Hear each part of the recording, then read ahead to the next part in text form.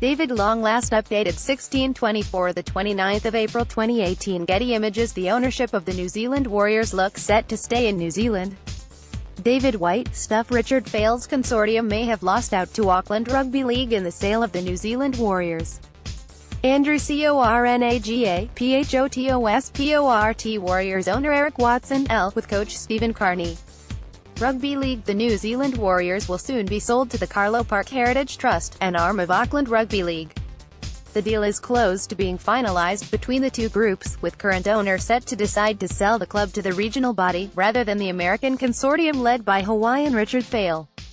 There are plans for a press conference this week to announce the change of ownership once the deal has been completed. It appears that Watson has had a change on heart on the future of the ARL club, having previously agreed terms to sell the Warriors to Fale's group. Read more, done deal, Fale to buy Warriors, Warriors Anzac Day game in NZ, Fale plans trip to NZ to finalize deal on April 2nd. It was reported Hawaii-based businessman Richard Fale's consortium would be the new owners of the Warriors after reaching a verbal agreement with Watson's Cullen Investments. But the latest twist in the long-running saga is that ARL have swooped in with an improved bid to buy the team with the finances of the Carlaw Park Heritage Trust. Fale last week said he would be returning to New Zealand to finalize the sale. "We're tying up the loose ends here," Fale said on April 22. "It still looks like we're on track and things will go down the way we expected." Fale said he and Watson's Cullen Investments were down to sorting out the nitty-gritty details of the purchase of the club. "It's tweaks here and there to the purchase agreement," Fale said. "We sent over a draft that we're happy with. They're reviewing it again and we expect them to submit back to us sometime soon, probably early next week." Fale also said he had a big falling out with ARL chairman Cameron McGregor. The saga has been going on since last August, when Auckland businessman Paul Davies put in an offer of what was believed to be $15 million for the club. It was reported at the time that Watson was looking for $20 million and the final price of the Warriors is understood to be closer to $24 million.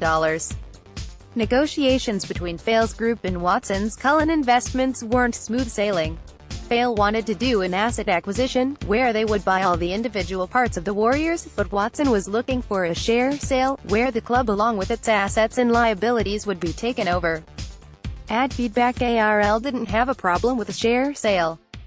Even though they were offering less money than Fale's group, the simplicity of the sale this way appealed to Watson. The ARL had been interested in reacquiring the Warriors for some time. They initially made a joint bid with the Waipara Trust and were granted an exclusivity agreement to buy the Warriors. But when the Waipara Trust pulled out, those negotiations collapsed and the exclusivity agreement ended. They then launched another bid and saw ownership as part of a bigger picture to rejuvenate the sport in Auckland and also set up a semi-professional league.